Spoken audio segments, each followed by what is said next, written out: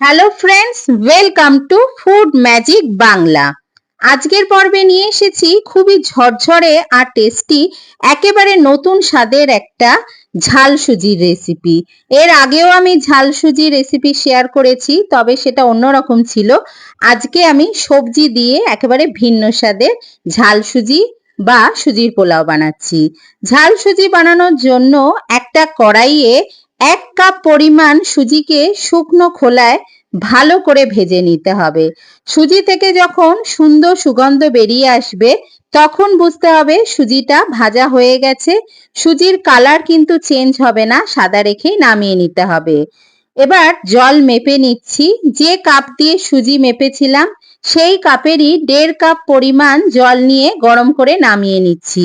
সাধারণত সুজিতে 1 কাপ পরিমাণ সুজির জন্য 1 কাপ জল লাগে, কিন্তু যেহেতু আমি সবজি ব্যবহার করছি 1.5 কাপ জল দিলাম।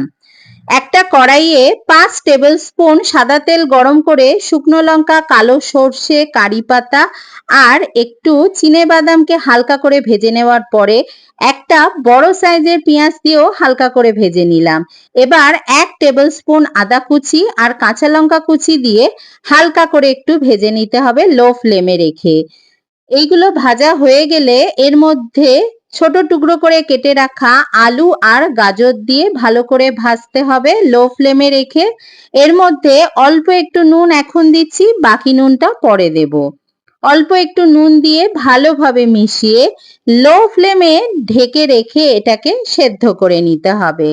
আমি 5-7 মিনিটের জন্য একটু ঢেকে রেখে দিচ্ছি। 5-7 মিনিট পর ঢাকা সরিয়ে নিলাম।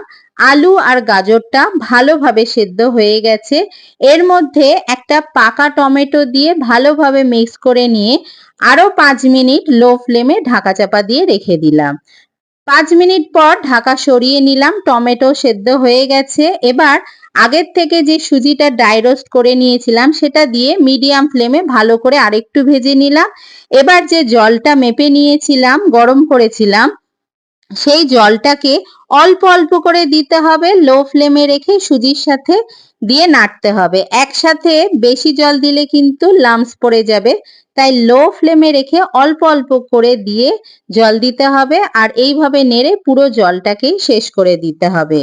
এবার লো ফ্লেমে কিছুক্ষণ ঢাকা দিয়ে রেখেছিলাম। ঢাকা খুলে স্বাদ অনুযায়ী নুন আর একটুখানি চিনি আর একটু লেবুর রস দিলাম আর 1 টেবিল স্পুন আমি ঘি দিয়ে দিচ্ছি। খুব সুন্দর একটা ফ্লেভার আসে।